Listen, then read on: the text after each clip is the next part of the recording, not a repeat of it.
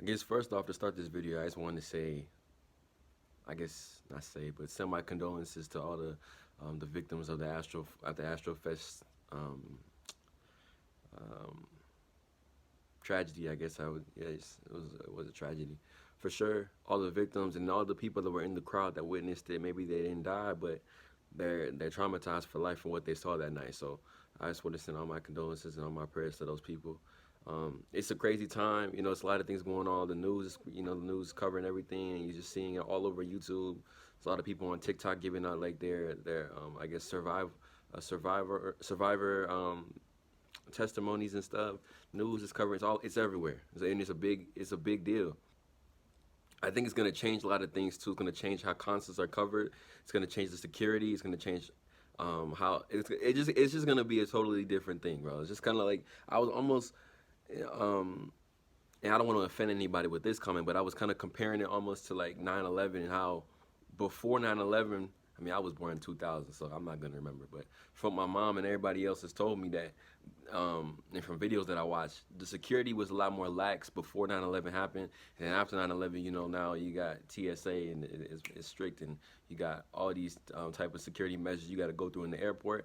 I think when it comes to concerts, it's going to be very similar. I think now people are going to be a lot more thoughtful and a lot less selfish at concerts because they don't want Astrofest Part 2. Unfortunate that people have to die for things to change because it's always like that. It's always like that. Laws, even in the government, laws won't get passed sometimes until people die, and then you hear families giving testimony on the stand, and then you hear like, oh shit, maybe we need to change this. No, we probably should have, took steps for these things not to happen in the first place instead of having to just react to tragedies.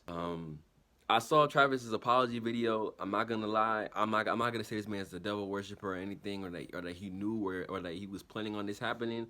But that apology video, bro, who's I don't know how you gonna buy that. If it like the first time I saw it, I'm like, in the beginning he started off cool, but then he keep doing this, he keep doing this. I'm like, bro, stop touching your face. People magazine coming out and they writing articles talking about, oh well, Travis's pregnant girlfriend Kylie Jenner is unharmed. Bitch, what do you expect? You think a billionaire who's pregnant gonna be in a crowd of people like that? Respectfully, I don't really care how Kendall and Kylie are doing, bro. Like, I expect them to be in the best condition as possible, bro. And then they're all coming out with like their PR apologies. I just wish people would be more like authentic, I guess you could say. All their apologies that they posted online, it's like, oh, our hearts are broken, and they probably do care, but it just seemed kind of fake to me. That's how I interpreted it. It just seemed kind of fake, man. And then Travis, got all these lawsuits now. It's like 20 plus lawsuits. I think Drake got sued too.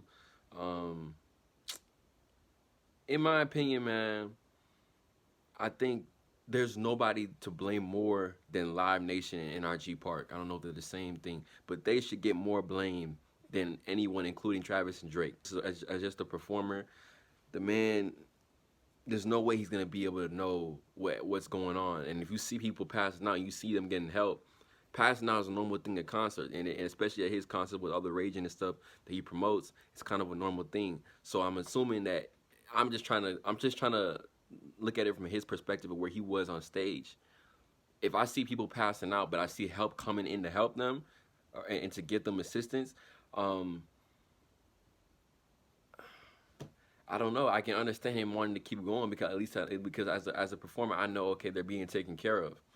You know what I mean? Like, and this happens at my show all the time. I'm in like in Travis Scott's mind. These things happen at my shows all the time, so it's probably not a big deal. They're gonna pass out. They're gonna be all right.